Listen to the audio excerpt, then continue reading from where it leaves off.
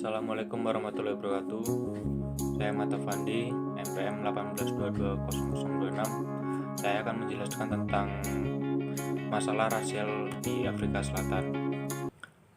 Pemerintahan pada masa Botan dan Semut. Pemerintahan Botan 1910 sampai 1919 bersifat moderat dan berusaha agar Uni tetap berada dalam lingkungan persemakmuran Inggris. Beberapa semut ia bekerja untuk mengembangkan kemakmuran bangsa Boer atau Afrikaner yang lenyap karena mengalami kesalahan dalam perang melawan Inggris. Pada tahun 1913, di kalangan orang-orang India timbul kecemasan Senja Bota. 1911 mengeluarkan peraturan yang berisi larangan membawa masuknya orang India ke Afrika Selatan. Untuk kejadian baru, kemudian pada tahun 1913 dikeluarkan lagi peraturan Imigran Liberator Act yang menghentikan imigrasi orang-orang India Asia ke Uni Afrika Selatan. Setelah Botan meninggal pada 1920, posisi digantikan oleh Semut. Ia mendapat tugas menindas gerak-gerakan di dalam negeri yang pro-Jerman dan gerakan yang ingin melepaskan diri dari Commonwealth Inggris. Kemudian pada tahun 1923, pemerintahan kembali membuat peraturan Urban Area Act yang berisi natif atau yang disebut orang-orang Negro atau pribumi Afrika. Hanya diisikan masuk ke kota yang diciptakan oleh orang kulit putih. Yang selanjutnya adalah pemerintahan Malan atau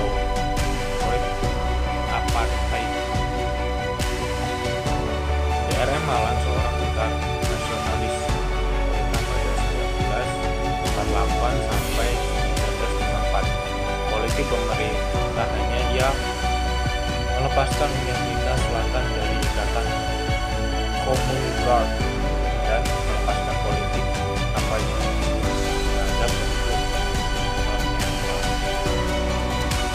terhadap tujuannya.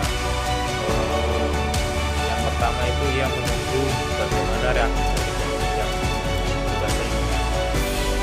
Sebab itu ia memutuskan kerajaan untuk melaksanakan politik apartheid terhadap penduduk Indonesia. Yang selanjutnya adalah pergerakan politik Afrika Selatan dalam menentang politik apartheid. Setelah Partai Nasional berkuasa di Afrika Selatan secara sistematis dikembangkan dan dituangkan dalam undang-undang sehingga orang kulit putih menguasai rakyat pribumi dan secara berangsur-angsur merampok dan mengurangi hak-haknya. Orang kulit hitam menolak klaim kulit putih bahwa secara kodrat orang kulit putih memiliki keunggulan dan hak untuk memimpin. Dengan adanya orang-orang kulit hitam menerima pendidikan barat, maka mereka mulai mengambil langkah-langkah membentuk gerakan politik.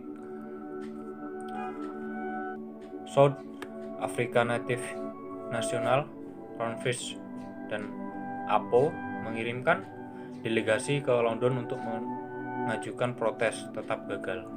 Sebagai relasi lahirnya South Africa National atau yang disebut ANC pada tahun 1912. Kemudian namanya diubah menjadi ANC, African National Congress. Sasarannya terbatas pada usaha agar golongan elit Afrika Selatan diterima secara sosial dan politik dalam masyarakat yang dikuasai oleh orang kulit putih. Perjuangan mereka mencapai sasaran adalah lewat jalur konstitusional.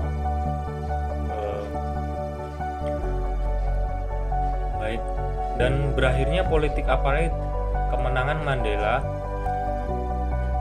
adalah salah seorang dari banyak tokoh perjuangan politik Afrika Selatan yang menyelesaikan dan merasakan puncak dari perjuangannya, yakni kebebasan kaum kulit hitam Afrika Selatan dan penindasan kaum kulit putih.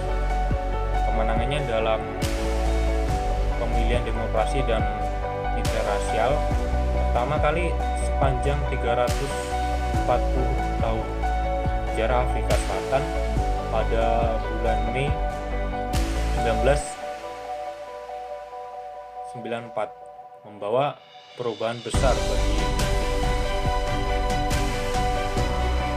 dan dampak politik dari apartheid. Orang kulit hitam yang semula tidak mengerti bahwa kebijakan pemerintahnya lambat laun mengerti bahwa tujuan sebenarnya adalah diskriminasi rasial.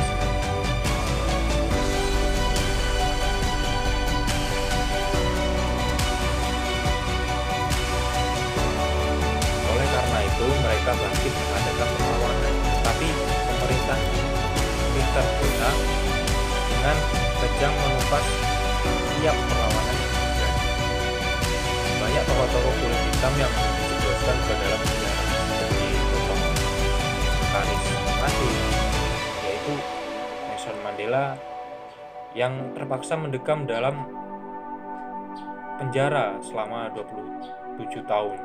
Politik apartheid ini dirancang oleh Hendrik Verwoerd. Apartheid menurut bahasa resmi Afrika Selatan adalah apartheid, artinya perkembangan yang terpisah. Memperhatikan makna dari arti apartheid itu kedengarannya baik, yaitu tiap golongan masyarakat, baik golongan kulit putih maupun golongan kulit hitam, harus sama-sama berkembang. Tetapi perkembangannya itu didasarkan pada tingkat sosial masyarakat yang pada praktiknya menjurus pada pemisahan warna kulit dan terjadinya penistaan dalam kaum penguasa kulit putih terhadap rakyat kulit hitam. Itu ya. Yang selanjutnya adalah, jadi kesimpulan dari apartheid atau masalah rasial di Afrika Selatan itu pemisahan orang-orang Belanda atau kulit putih dengan penduduk asli Afrika Selatan kulit hitam. Apartheid kemudian berkembang menjadi suatu kebijakan politik dan menjadi politik resmi pemerintahan Afrika Selatan yang terdiri dari program-program dan peraturan-peraturan bertujuan untuk melestarikan pemisahan rasial.